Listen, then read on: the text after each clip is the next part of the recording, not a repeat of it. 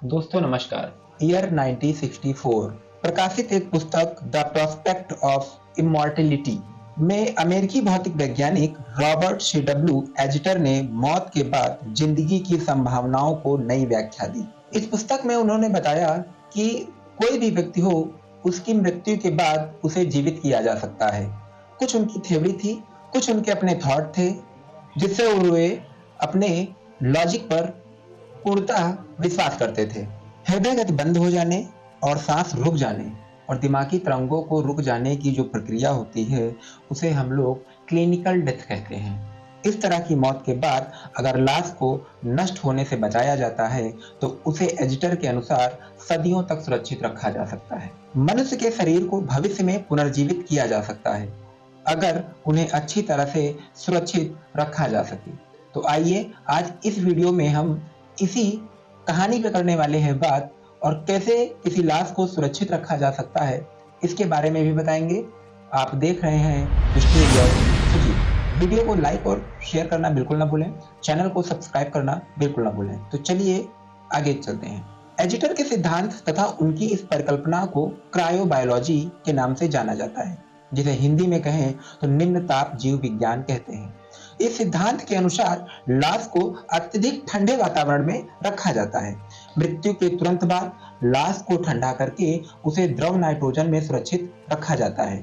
द्रव नाइट्रोजन में रखने से पहले शरीर का सारा खून बाहर निकाला जाता है, यानी कहें तो जो आपकी धमनियों में, सिराओं में जो खून बह रहा होगा उसे पूरी तरीके से निकाल लिया जाता है और उसमें 10 डिग्री सेंटीग्रेड तक ठंडा करके रिवर्स लैक्टेट वाला ग्लिसरॉल भर दिया जाता है।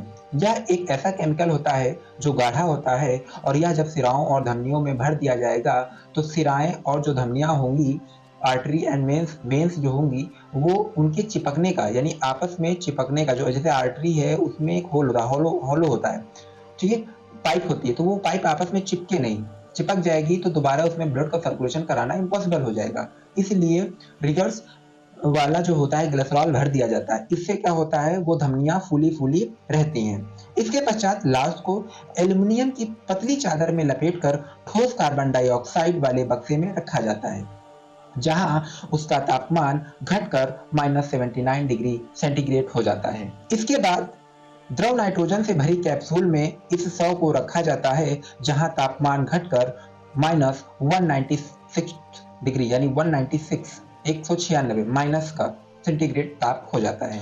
अमेरिका की कई संस्थाएं शव संरक्षण में इस नई विधि कैप्सूल पर काम कर रही हैं। यद्यप इसके रख रखाव में काफी खर्चा आता है, परंतु अपने प्रिय संबंधियों को फिर से जी उठने की उम्मीद उन्हें इस खर्चे को वहन करने की क्षमता देती है।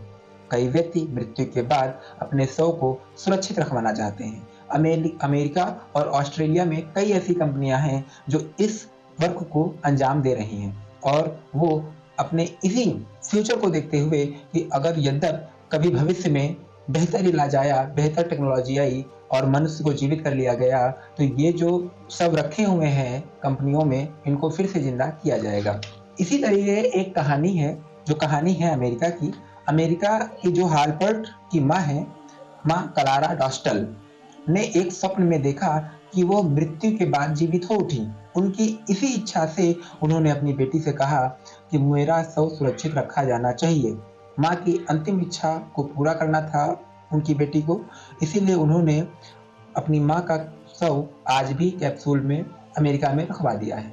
अमेरिका में पुनर्जीवन की आस में कई लाशें रखी हुई हैं और वो इसी इंतजार में हैं कि जब विज्ञान इतना विकसित हो पाएगा कि उन लाशों में प्राण शक्ति फूंक देगा तो वो भी जीवित हो उठेंगी और अपना भविष्य फिर से देखेंगी।